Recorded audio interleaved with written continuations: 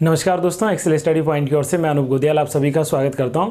तो जी हाँ दोस्तों, आज के वीडियो में हम लोग बात करने वाले हैं टाइप्स ऑफ चेक्स के बारे में। हालांकि स्लाइड को देखकर आपको ये लग रहा होगा कि इससे पहले भी हमने इस पे डिस्कशन किया है। जी हाँ, इससे पहले टाइप ऑफ चेक में दो प्रकार के चेक्स को हम लोगों ने डिस्कस किया था, जिसमें बेयरर चेक और ऑर्डर चेक के बारे में बात की गई थी। आज उसी से आगे हम लोग कंटिन्यू बात करेंगे पार्ट सेकंड के रूप में, और इसमें कुछ और प्रकार के चेक्स पर बात करेंगे। देखो, यहाँ पर हम लोगों ने लास्ट वीडियो के माध्यम से ये जाना था कि चेक क्या होता है। जो लोग इस सेकंड पार्ट को आज नया देख रहे हैं वो पहले जो है डिस्क्रिप्शन में जाकर इसके पार्ट 1 को जरूर देख लें, ताकि डिटेल में आप जो है इस इंफॉर्मेशन को ले सकें। देखो, लास्ट क्लास में हम लोगों ने जैसे डिस्कस किया था कि चेक क्या होता है, तो चेक क्या है, एक प्रकार का पेपर करेंसी है। चेक क्या है, एक प्रकार का डॉक्यूमेंट है, एक प्रकार का पेपर का पीस है, जो कि किसी भी कस्टमर को, बैंक को ये आदेश देता है कि आप मेरे अकाउंट से किसी भी पर्टिकुलर अमाउंट को क्या कर दीजिए, दूसरे के अकाउंट में शेयर कर दीजिए या सेंड कर दीजिए। वहां पर जो सेंडर व्यक्ति होता है उसको किस नाम से जानते हैं? ड्रॉवर के नाम से। जिस बैंक ने चेक इशू किया है उसको जो है ड्रॉवी के नाम से जानते हैं, और जिस व्यक्ति को वो जो है वहां से मनी मिलता है चेक के माध्यम से, उसको रेसिपिएंट के नाम से, अर्थात कि पेई के नाम से जानते हैं। तो चलिए दोस्तों, आज हम लोग चेक्स के अदर प्रकार के बारे में जानते हैं। इससे पहले मैं आपको बेयरर चेक लास्ट वीडियो के माध्यम से बता चुका हूं, उसको आप लोग जो है जाकर देख सकते हैं। सामान्य अर्थों में अगर इसका रिवीजन करवाया जाए तो बेयरर चेक का मतलब सीधे समझिए कि जो व्यक्ति किसी चेक को लेकर बैंक तक पहुंच पा रहा है या पहुंच जाता है, कैरी करके ले जाता है, तो वही प्रकार का चेक जो है बेयरर चेक कहलाता है। वो वहां पर इनकैश कर सकता है मनी को, अमाउंट को, जो कि काफी रिस्की होता है। दूसरा हम लोगों ने ऑर्डर चेक पढ़ा था, जो कि थोड़ा सा सिक्योर टाइप ऑफ जो है पेमेंट ट्रांजेक्शंस में काम आता है। इसमें बस करना क्या होता है कि जो और बियरर लिखा होता है किसी भी चेक पर, जैसे इस चेक में आप लोग देख सकते हैं कि जो और बेयरर शब्द लिखा होता है इसको क्या कर देते हैं, स्ट्राइक ऑफ कर लेते हैं।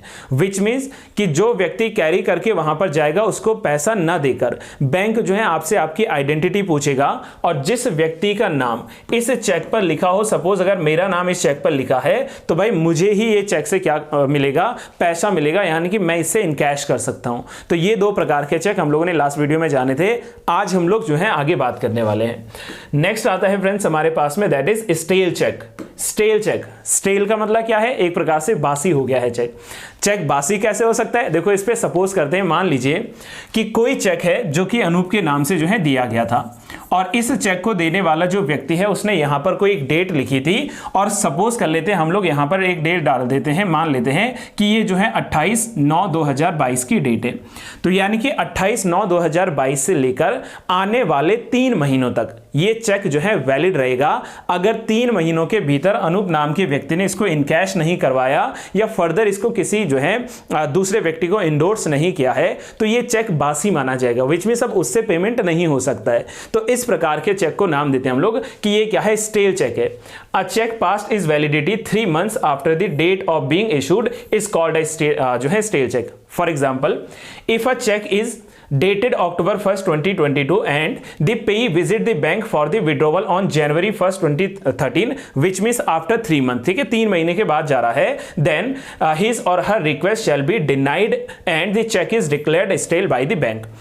अगर आप लोग जो है 3 महीने के बाद इस चेक को लेकर जाओगे, जो यहां पर डेट लिखी गई है, इशू की जो डेट थी, तो भाई उसके बाद आपको ये चेक से क्या नहीं मिलेगा, मनी जो है नहीं मिल सकता। ये स्टेल चेक है, बासी चेक है, मतलब वैलिडिटी चेक की कितनी है, 3 महीने की है।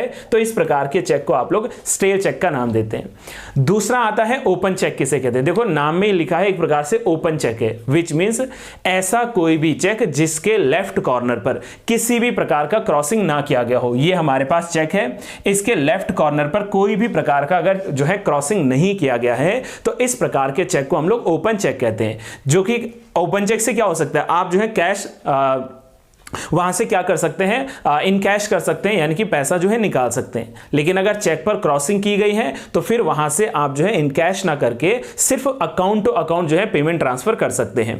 देखो क्या कहता है आपके पास में open cheque, an open cheque is basically an uncrossed cheque, जिस पर किसी भी प्रकार का क्रॉसिंग ना हुआ हो, वो क्या है हमारे पास में ओपन चेक है। This cheque can be encashed at any bank, किसी भी बैंक में आप जो है इसको इनकैश कर सकते हैं। And payment can made to the person bearing the cheque, जो व्यक्ति इस चेक को लेकर जाएगा वो क्या करेगा, उसको पैसा दिया जा सकता है। So it is like a bearer cheque. Bearer cheque की भांति क्या है, ये कार्य करता है।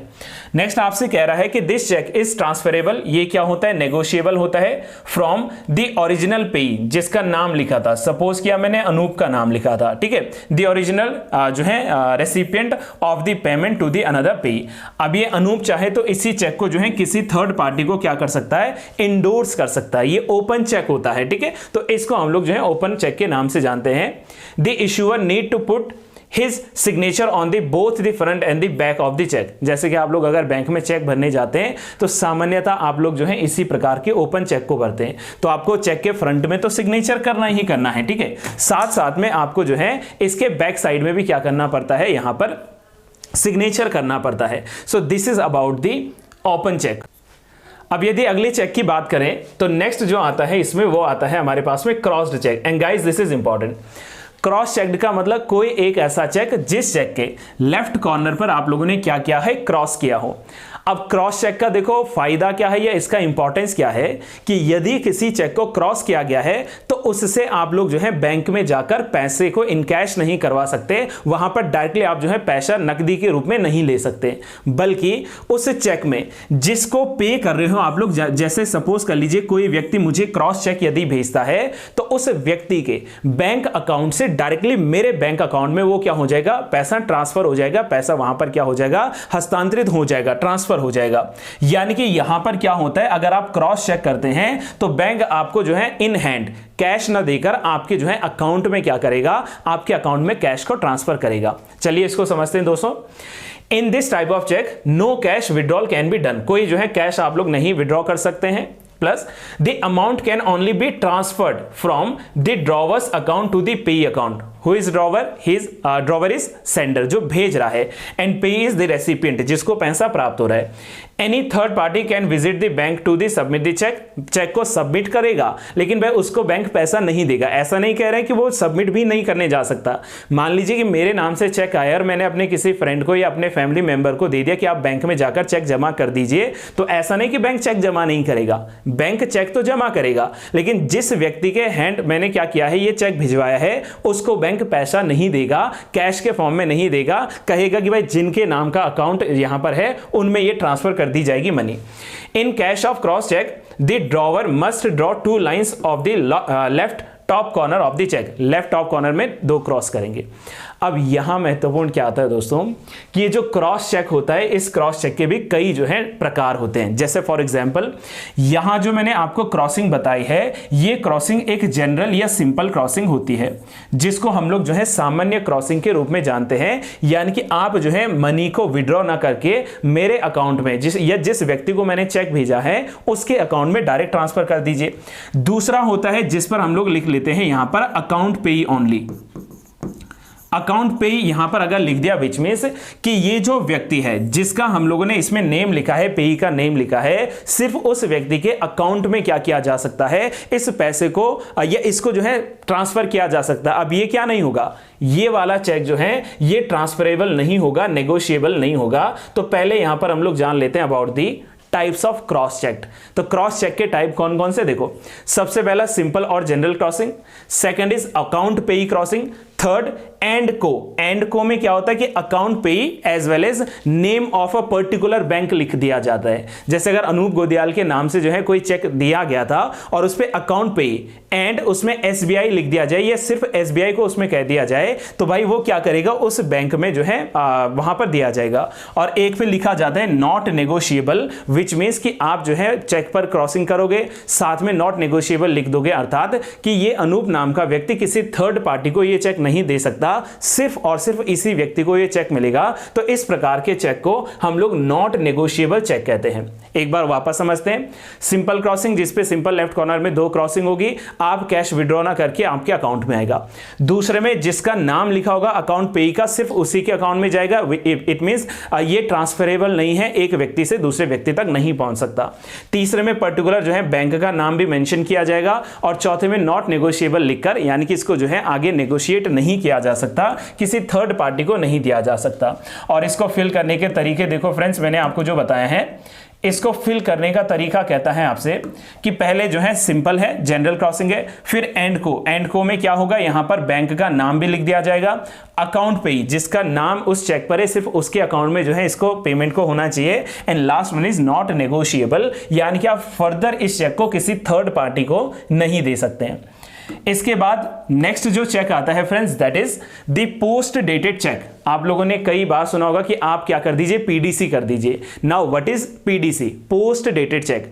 यानी कि होता क्या है, मान लीजिए कि अनूप नाम का एक व्यक्ति है जो कि आज के दिन में, या चलो हम लोग 1 अक्टूबर की जो है डेट बता देते हैं। मान लीजिए मैंने 1 अक्टूबर को क्या किया था, 1 अक्टूबर 2022 को कोई चेक लिखा था। मतलब जो मैंने चेक देना ना किसी व्यक्ति को, मैंने 1 अक्टूबर 2022 को किसी व्यक्ति को जो है चेक देना है। अब होगा क्या कि मैं यहां पर डेट जो है 1 अक्टूबर की नहीं लिखूंगा, बल्कि हो सकता है कि मैं अगले महीने जो है की डेट लिख लूं, मैं नवंबर 1 लिख लूं, नवंबर 5 लिख लूं। यहां पर मैंने सपोज किया कि बनाया तो था चेक 1 अक्टूबर को, लेकिन मैंने डेट लिख ली 5 नवंबर की 2022 की। यानी कि मैं ये चाहता हूं कि जिस व्यक्ति को मैंने ये चेक दिया है, सपोज कर लीजिए मैंने रोहित के नाम से ये चेक बनाया था, तो मैं चाहता हूं कि ये चेक जो है वो 5 तारीख के बाद बैंक में लेकर जाएं, तब उनको पैसा वहां से इनकैश हो सकता है कि भाई अभी मेरे अकाउंट में इतना इनफ मनी नहीं है, मैं अगले महीने चाहता हूं कि अगले महीने ये मेरे बैंक अकाउंट से क्या कर ले, मनी ले आए, तो इसके लिए मैं PDC भरूंगा, post dated cheque.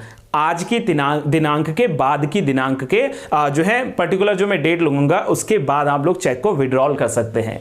If a drawer want to pay to apply for withdrawal और transfer of money after the present date. मैंने क्या कहा, 1 अक्टूबर को मैं चेक बना रहा था, लेकिन 1 अक्टूबर को नहीं कहूंगा कि आप 2 को या 3 को बैंक में जाइए, मैं कहूंगा आप नवंबर में जो है बैंक में ये चेक जमा करिए, तब जाके आपको मनी मिलेगा। देन ही और she can fill a post dated cheque. For example, if the date on which the drawer is filling the check is October 1st 2022, मैं अगर अक्टूबर 1 को 2022 में चेक भरा हूं, but he wants the payment to be done later, then he or she can fill the check date as the November 5 2022, it shall be called as the post dated check। मतलब उस पर मैंने आगे की जो है डेट लिख दी है, तो वो क्या है, पीडीसी है, पोस्ट डेटेड चेक है। इसी की भांति एक और चेक आता है जिसको हम लोग कहते हैं एंटी डेटेड चेक। अब ये एंटी डेटेड चेक क्या है, देखो अब यहां मैंने कहा कि भाई मैं डील कर रहा था कितनी तारीख को, मैं डील कर रहा था 1 तारीख को, 1 अक्टूबर को जो है मैंने मान लीजिए कि ये चेक बनाया था 2022 में, लेकिन मैंने यहां पर जो है आगे की डेट ना लिखकर पहले की डेट लिख दी है। मतलब जैसे अगर मैंने 1 अक्टूबर को ये चेक बनाया था, तो हो सकता है मैं इस पर क्या डेट लिख दूं, मैं यहां पर लिख दूं 25 सितंबर 2022, यानी कि मैंने पहले की डेट जो है उस पहले की डेट को शो कर दिया है, तो वो उस केस में क्या होगा, एंटी डेटेड चेक के नाम से जाना जाएगा। चलो इसको देखते हैं, ante dated cheque. If the drawer mention a date prior to the current date on the check, it is called as a antedated check। आज जो तिथि है वो ना लिखकर आज से पहले की तिथि जो कि चली गई है अगर मैं किसी चेक पर लिख देता हूं, तो वो एंटीडेटेड रहेगा। आप बोलेंगे जी इससे क्या जो है इनकैश हो जाएगा, क्यों नहीं होगा, क्योंकि बैंक जो है चेक वो कितने महीने तक वैलिड है, 3 महीने तक वैलिड है। 3 महीने पूरे हो जाएंगे तो उसको स्टेल चेक का नाम दिया जाएगा। So this is about the cheque. ठीक है, तो गाइस ये महत्वपूर्ण कुछ चेक है, और लास्ट में जो हम लोग एक और डिस्कस करने वाले हैं that is self cheque. Self cheque का मतलब क्या है, देखो ये एक ब्लैंक चेक होता है एक प्रकार का, ये सेल्फ चेक है। आपको कुछ नहीं करना है, देखो यहां आपको क्या मिला है, यहां आपको आपका चेक नंबर मिला हुआ है। ठीक है, यहां आपके पास में MICR नंबर है जो कि हम लोग पिछली जो है वीडियो के माध्यम से डिस्कस कर चुके हैं। आपको यहां पर लिखना होता है शेल्फ, ठीक है, कि बस स्वयं के लिए मैंने पैसा निकालना है। यहाँ अमाउंट फॉर एग्जांपल मैंने कहा कि भाई मुझे 10,000 रुपीज चाहिए, यहाँ 10,000 में रुपीज जो है नंबर्स में लिख दूंगा और यहाँ अपने सिग्नेचर कर दूंगा। तो यहाँ पर बैंक में जैसे मैं चेक जमा करूंगा वो मुझे पैसा क्या कर देगा, विड्रॉल करवा देगा, बैंक मुझे पैसा दे देगा। तो इस प्रकार के चेक को सेल्फ चेक कहते हैं। इसके अलावा भी कई अन्य प्रकार के चेक आते हैं, जैसे ट्रैवलर्स चेक आता है, ठीक है। जैसे यहां पर हम लोग बात कर लेते हैं अबाउट दी ब्लैंक चेक, जो खाली चेक होता है, जो कि सबसे ज्यादा रिस्कियर चेक होता है, तो उसको हम लोग नेक्स्ट वीडियो के माध्यम से जानेंगे। So guys, this is all for today. I really hope कि आपको ये वीडियो जो है समझ में आया होगा, और अगर आपको वीडियो समझ में आता है तो वीडियो को लाइक जरूर कीजिए, क्योंकि आपका एक लाइक जो है वो थोड़ा सा इंकरेज करेगा मुझे और अच्छी जो है वीडियोस के लिए। और आप जो है वीडियो को जरूर शेयर करें, अपने दोस्तों तक जो है इसको जरूर पहुंचाएं। और अगर चैनल से नए जुड़े हो दोस्तों तो चैनल को सब्सक्राइब करना बिल्कुल ना भूलें और बेल आइकन को जरूर दबाएं ताकि आपको नई नोटिफिकेशंस मिल सके। Till then, have a good day to all. Thank you so much. This is all for today.